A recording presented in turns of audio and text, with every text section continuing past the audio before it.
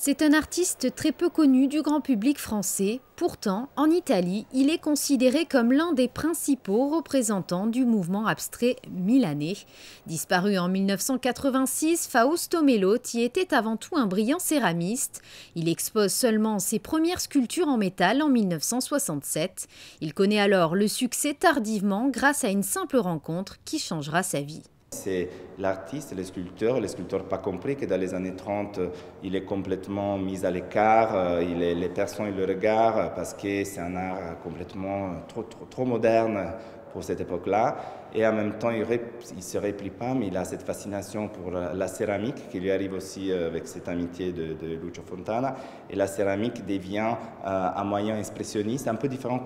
La matière justifie cette nouvelle façon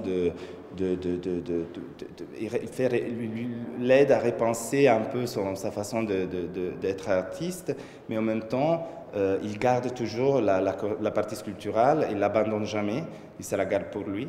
Après, il y a la guerre, son studio il est détruit, ses œuvres modernistes, soi-disant, sont été cassées, détruites, donc lui reste cette frustration. Mais il continue à utiliser les métals, il continue à utiliser l'or aussi. Il fait des céramiques incroyables pour vivre, pour maintenir sa famille. Il devient un homme presque riche en faisant les carreaux pour les maisons.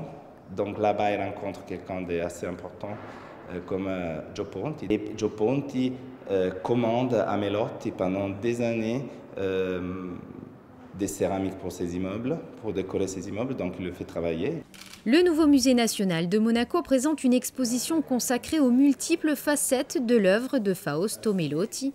Il rassemble une vingtaine de sculptures en métal de l'artiste et plus de 70 de ses céramiques. On s'inspirait par les articles que Gio Ponti avait commandés à Melotti dans son magazine entre le 48 et le 67. Et donc, ça nous intéressait cet aspect de concertation, de collaboration, ce travail collectif pour créer quelque chose de parfait, soit que ce soit une œuvre d'art, soit que ce soit en architecture.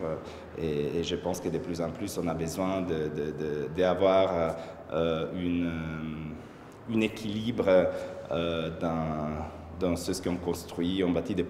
Et de plus en plus, des fois, c'est un peu décevant, c'est ce qu'on voit. L'exposition Fausto Melotti est à découvrir jusqu'au 17 janvier prochain à la Villa Paloma.